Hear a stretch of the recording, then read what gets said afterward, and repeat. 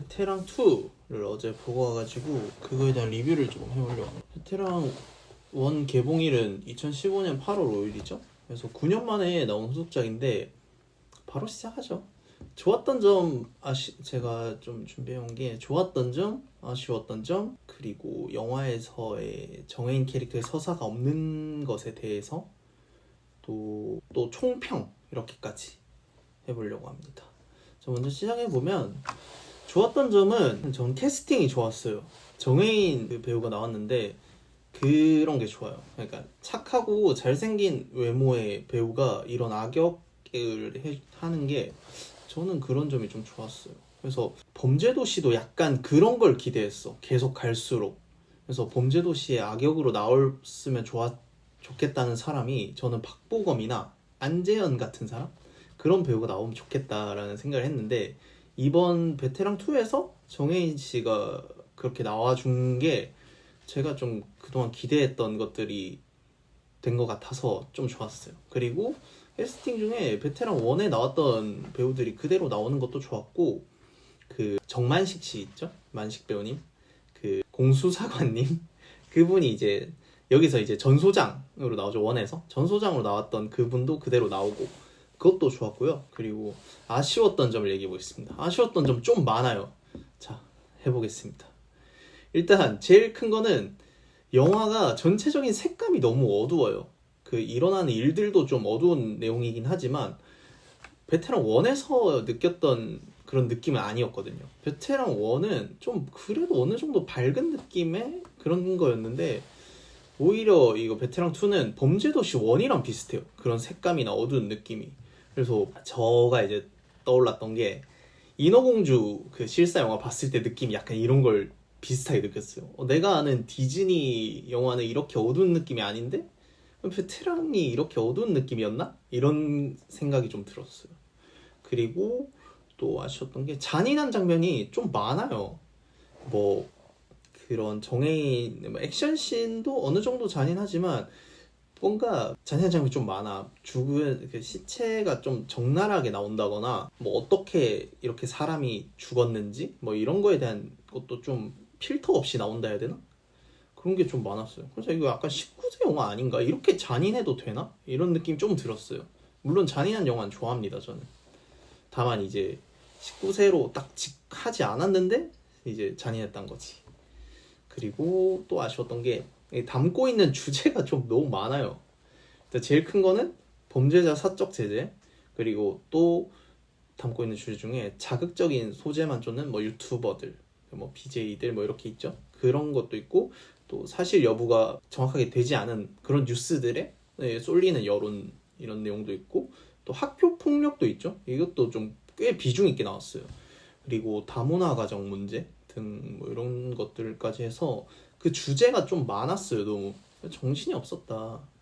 그리고 이런 주제들이 우리한테만 그렇게 느껴진 게 아니고 황정민한테 이게 다 일어나요. 이런 일들이.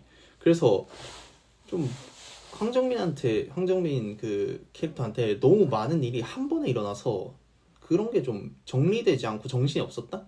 그런 게 좀 아쉬웠고요. 또 아쉬웠던 거는 반전이 없어.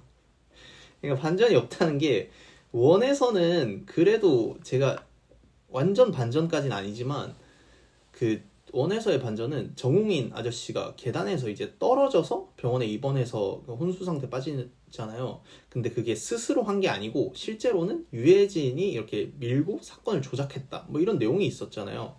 2에서는 그런 게 없어. 그냥 반전이 없어요. 그래서 뭐 그런 게 없어요. 그게 좀 아쉬웠습니다.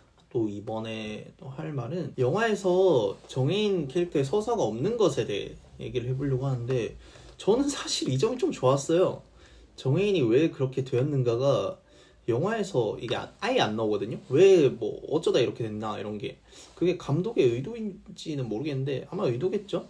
그래서 제가 생각한 거는 이게 약간 누구나 정해인처럼 될 수 있다는 의미이지 않을까. 그러니까 정해인은 마침 그 범죄자 사적 제재를 할 수 있는 상황이 되었던 거고 본인의 상황이 뭐 예를 들면 경찰로서 얻는 정보 그리고 또 UFC를 하니까 그런 격투 실력, 범죄자에게 다가갈 수 있는 뭐 상황까지 그런 게 본인에게 다 그 상황이 맞았던 거죠. 사적 제재를 할 수 있는. 그리고 사회적인 분위기도 범죄자에게 이런 사적 제재를 하길 바라는 분위기예요. 영화 내에서 이런 분위기가 좀 많이 나오고 황정민도 이런 말을 하고 황정민 그 팀 형사들도 이런 분위기의 말을 많이 해요. 그래서 누구나 그런 정혜인처럼 그런 상황이 되었을 때 정혜인이 한 행동을 할 수 있지 않을까?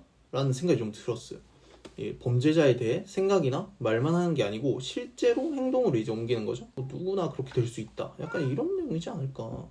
그래서 정혜인의 서사를 일부러 영화에 담지 않은 게 아닐까? 라는 생각이 들었습니다.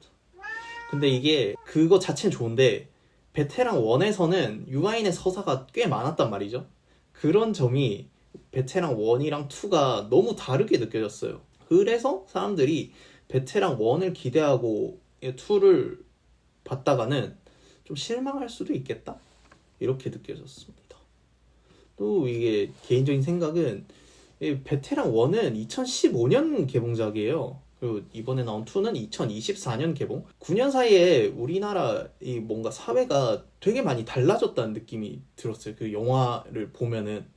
왜냐면 1도 좀 기억에 많이 남거든요. 그때 재밌게 봤던 영화고. 1에서는 유아인 캐릭터나 이 형사들의 이야기가 되게 많이 나왔어요. 또 형사들이 이게 문제를 해결하는 장면도 좀 나오고. 근데 이번에 2에서는 유튜버들이 좀 너무 많이 나오고 스마트폰으로 이게 영화가 진행이 많이 되는 느낌이에요. 이게 이제 베테랑 1은 어느 정도 가볍게 볼 수 있는 오락 영화였는데 이번에 나온 베테랑 2는 범죄도시 1 같은 느낌이에요. 가볍게 보기에는 좀 불편한 장면도 많고 불편한 느낌. 그랬습니다. 총평을 한번 결론을 지어보면요. 전체적으로는 재밌고 좋았어요. 베테랑 1이랑은 느낌이 많이 달랐지만 그 캐스팅이 좋았고 그 정혜인 캐릭터의 서사나 배경을 굳이 말해주지 않는 점도 좋았습니다. 그리고 또 기억에 남는 게 영화에서 차 트렁크 안에 저스티스 책 있잖아요. 정의는 무엇인가 그 책이 있었는데 제가 아직 안 읽어봤는데 그게 거기에 왜 있지라는 생각이 좀 들었고 그 책이 결국 뭔가 이 영화의 메시지가 아닌가라는 생각이 좀 들었어요. 이 흉악한 범죄자가 제대로 된 처벌을 받지 않은 현재의 상황에서 범죄자를 이렇게 본인의 판단으로 사적 제재하는 게 정말 정의인지 뭐 그런 정의라는 개념이 시간이 지날수록 좀 모호해지는 건 아닌가 이런 생각이 들었습니다. 전체적으로는 재밌게 봤어요. 정의도 좋았고 여기까지 하겠습니다.